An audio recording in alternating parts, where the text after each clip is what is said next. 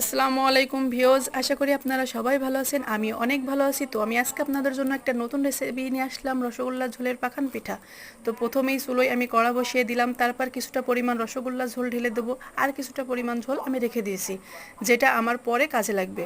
পরে আমি ওই ঝোলটা দিয়ে আটাগুলো গুলাতে হবে, পানি দেওয়া যাবে না, একটুও পানি অ্যাড করা যাবে না। তারপরে আমি ঝোলের ভিতরে একটু লবণ দিয়ে দেবো, তারপরে আমি কিছুটা পরিমাণ কালো জিরা দেবো।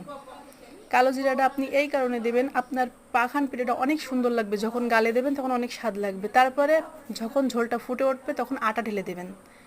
আটা ঢেলে দেওয়ার পরে একটু ঘুটে নিতে হবে সুন্দর করে আপনি ঘুটে নেওয়ার পরে খামির হয়ে যাবে, একটা ডো তৈরি হয়ে যাবে।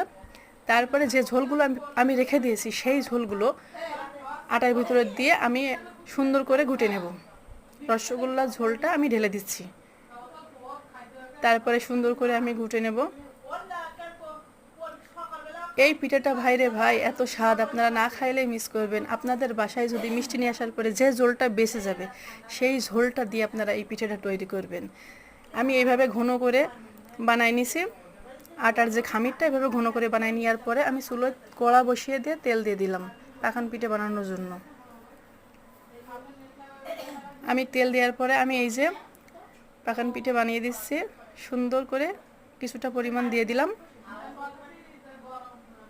দেখেন আমার পিঠেটা কত সুন্দর হয়েছে।